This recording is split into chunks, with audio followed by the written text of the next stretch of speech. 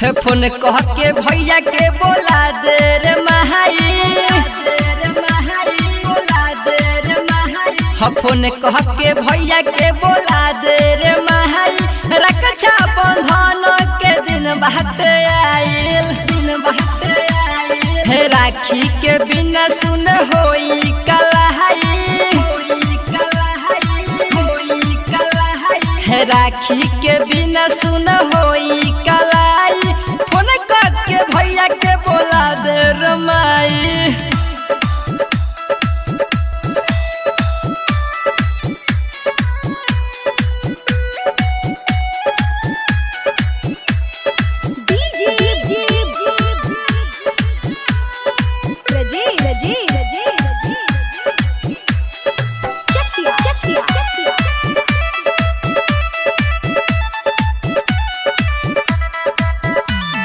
भाई बहिन के होलाई प्यार हो भाई के बिना सुन लागे परिवार हो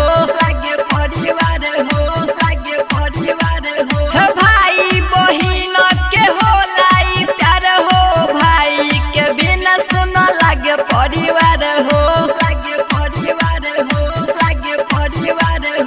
बतिया के सोची सोची आवे रोआई बतिया के सोची सोची आवे रोआई फोन करके भैया के बोला दे रे माई रक्षा बंधन के दिन बाटे आइल फोन करके भैया के बोला दे रे माई राखी बिना सुन होई कलाई फोन करके भैया के बोला दे रे माई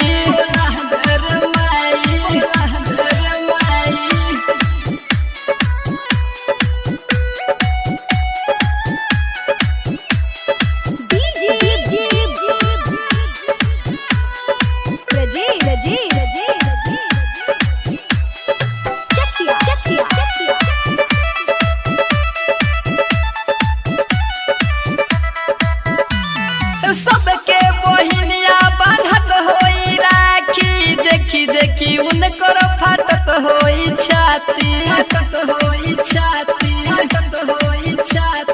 सबके बहिनिया बांधत होई राखी देखी देखी उनकर फाटत होई छाती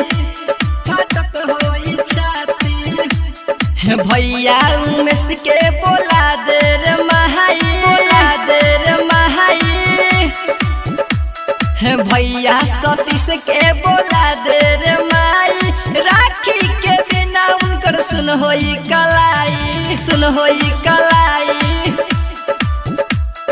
रक्षा बंधन के दिन बाटे आई फोन करके भैया के बोला दे रे माई राखी बिना सुन होई कलाई फोन